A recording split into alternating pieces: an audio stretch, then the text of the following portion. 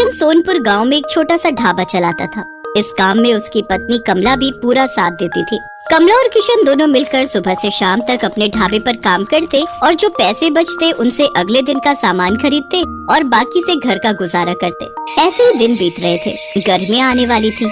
गांव के पास जो और दूसरे बड़े ढाबे और होटल थे, उन सब ने अपने ढाबे और होटल में बढ़िया एयर कंडीशनर लगवा दिए थे ताकि गर्मियों में भी ग्राहकों की भीड़ लगी रहे। इस कारण अब किशन के ढाबे पर ग्राहकों ने आना बंद कर दिया। अब ज्यादातर ग्राहक दूसरे ढाबों में ही जाकर खाना खाने लगे। इस कारण किशन की आमदनी बिल्कुल ना के बराबर हो गई। कमला, अब तो ढाबे पर ग्राहकों की भीड़ लगनी बंद हो गई है। एक भी ग्राहक रोटी खाने के लिए नहीं आता। सबको ऐसी ढाबों में खाने की आदत हो गई है। और वैसे भी गर्मी के मौसम में कौन भला हमारे इस छोटे से पुराने ढाबे पर खाना खाएगा। सबको एसी की ठंडी हवा में खाना खाना अच्छा लगता है, पर हमारे पास तो इतने पैसे भी नहीं है कि हम बड़ा और महंगा एसी लगवा सके। कैसे गुजारा चलेगा कमला, कुछ समझ नहीं आ रहा है।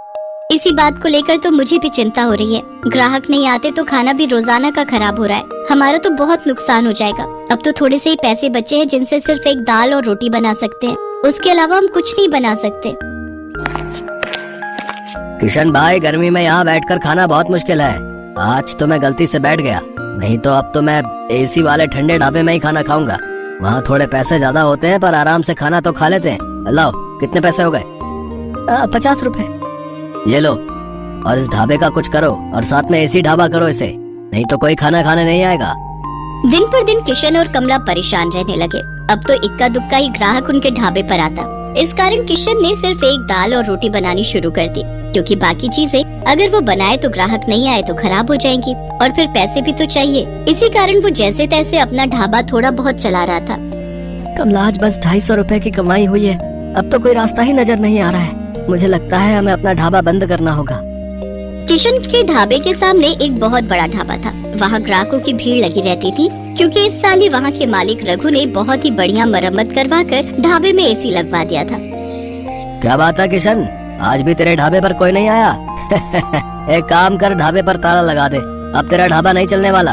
इतनी भारी गर्मी में एसी के बिना कोई खाना खाने नहीं आएगा। और तेरे पास इतने पैसे नहीं है कि तू मेरी तरह इतना महंगा एसी लगवा सके। और मैंने एक नहीं दो एसी लगवाए हैं, तब जाकर अच्छी कमाई हुई है। किशन और कमला ने सोच लिया था कि अब इस ढाबे को बंद कर देंगे। थोड़ा बहुत राशन रखा था, जिससे उन्होंने आज का ढाबे का खाना बना लिया था। कमला, ये दाल और रोटी जो बनाई है बस आज की बेच लेते हैं, कल से ताला लगा ही देंगे। कोई फायदा दिखाई नहीं दे रहा है। हाँ, मैंने जो दाल बची थी वो बना दी है और थोड़ी बहुत तंदूर की रोटियाँ भी। उस दिन पूरा दिन कोई भी ग्राहक नहीं आता। दाल और तंदूर की रोटियाँ ऐसे ही रखी थी। कमला, मुझे लगता है अब कोई नहीं आएगा। रात के 9 बज रहे हैं, हमें घर चलना चाहिए। सामने रघु के ढाबे पर भीड़ लगी हुई है, तो भला यहाँ कौन आएगा? तभी किशन देखता है सामने रघु के ढाबे पर एक बहुत ही जरूरतमंद आदमी अपनी गर्भवती पत्नी के साथ कुछ मदद मांग रहा है। भैया, मेरी मदद करो। मेरी पत्नी की तबीयत बहुत खराब है। हम पर कुछ गुंडों ने हमला कर दिया। हमारी गाड़ी, मोबाइल, पर्स, कैश, जेवर सब लूट कर ले गए। हम शहर जा रहे थे, हमें नहीं पता कि इस रास्ते पर बदमाश हमें लूट लेंगे। ओ भाई, ये कोई खैराती धर्मशाला नहीं है जो तुम्हें मुफ्त में यहाँ रोक लूं। चलो जाओ यहाँ से। पता नहीं कहाँ कहाँ से आ जाते हैं, मुझे क्या पता। कोई चोर उचक्के लुटेरे हो तुम।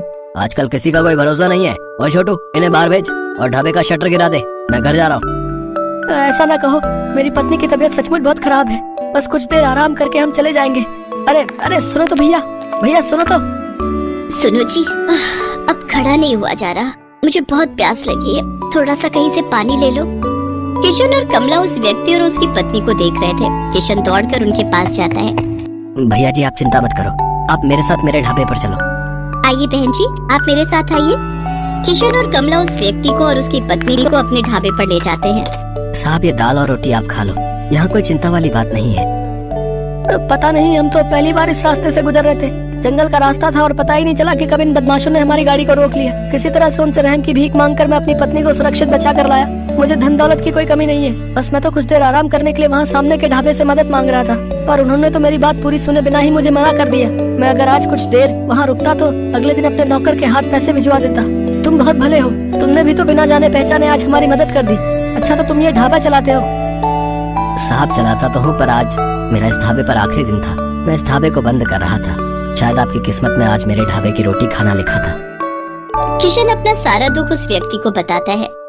चिंता मत करो भाई, अब तुम्हें इस ढाबे को बंद नहीं करना पड़ेगा। मेरा नाम वीरेंद्र सिंह है, मैं शहर का जाना माना व्यापारी हूँ मेरे पास भगवान का दिया सब कुछ है, बस एक औलाद की कमी थी, वो भी भगवान ने हमारी झोली में खुशियाँ देकर पूरी कर दी। आज मेरी पत्नी की तुमने बहुत मदद की है, अब उसकी तबीयत में भी सुधार है और हम पति पत्नी सुरक्षित घर पहुंच जाएंगे। इससे बड़ी और क्या बात होगी। सुषमा, अब तुम्हें कैसा लग रहा है? मैं बिल्कुल ठीक हूँ जी। कमला ने मेरी बहुत देखभाल की है, अब मुझे बिल्कुल ठीक लग रहा है। अब मैं सफर कर सकती हूँ। किशन, तुम चिंता मत करो, मैं कुछ दिनों में तुम्हारे पास आता हूँ। तुम्हारे इस ढाबे को एसी ढाबा बनाने की जिम्मेदारी मेरी है। किशन और कमला की खुशी का ठिकाना नहीं था। उन्होंने किसी मजबूर की सहायता की तो भगवान ने उनकी सहायता की। कुछ दिनों बाद जब वीरेंद्र सिंह लौटता है तो उसके हाथ में एक मिठाई का डिब्बा था। उसकी पत्नी के बेटा हुआ था। बेटा होने की खुशी जानकर कमला और किशन भी बहुत खुश होते हैं। वीरेंद्र सिंह अपने खर्चे से किशन और कमला को एक बहुत ही बढ़िया और बड़ा एसी ढाबा बना कर देता है, जो फुली एयर कंडीशनर था। किशन का ढाबा किसी बड़े 5 स्टार होटल से कम नहीं था। अब तो ग्राहकों की भीड़ उस ढाबे पर आने लगी। ढाबा देखने में बहुत सुंदर था। किशन ने गांव के और भी मजबूर लोगों को अपने ढाबे में नौकरी दी। किशन का ढाबा दिन के साथ साथ रात में भी खुला रहता था, ताकि हाईवे से आने जाने वाले लोगों को किसी भी बात की परेशानी न हो। गरीबों के लिए उस ढाबे पर मुफ्त खाना था।